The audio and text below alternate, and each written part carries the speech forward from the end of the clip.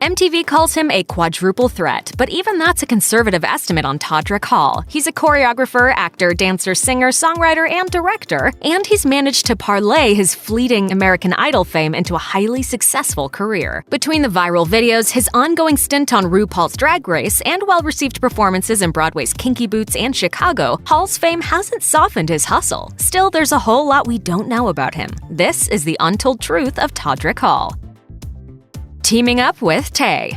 After shaking his thing in Taylor Swift's Look What You Made Me Do, Hall was accused of disrespecting the Black community and LGBT community, simply for collaborating with Swift. Adding fuel to the fire, some Beyoncé fans reportedly thought the video was a flagrant ripoff of Formation and held Hall accountable for that too. Hall defended himself against accusations that he'd sold out, telling Yahoo in 2017, "I didn't do this Taylor Swift video for money. I did it because she's my friend and she was very excited about it. I have gotten comments from people who are upset and have literally said the fact that I am friends with a white person is a problem, and I find that very disheartening." The thing about Oz.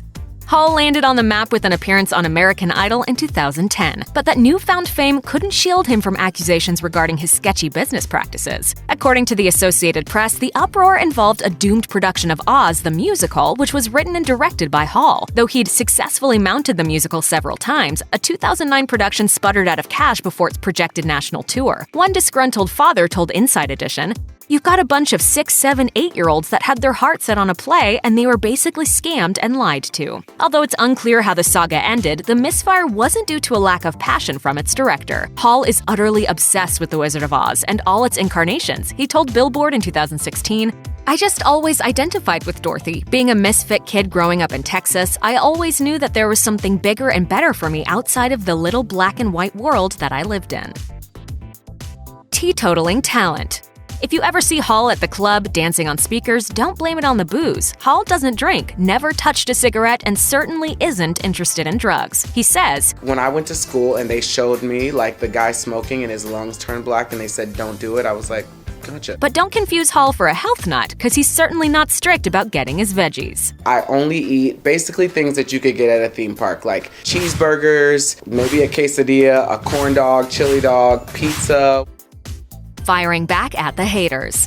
Hall has a tough-as-nails approach when it comes to choreographing on RuPaul's Drag Race, but in 2018, after he coached the final 4 contestants for the American performance, judgmental Twitter users accused Hall of being the least constructive person on the show, noting that most of his critiques were negative, with some even calling him annoying and trash. But Hall has no problem standing up to his critics. He clapped back, "Get up and do something with your life instead of sitting behind your phone talking about people who do." He also assured via Twitter, "My goal is to make it so hard for Ru to eliminate them that he keeps them all, and I do, so you're welcome."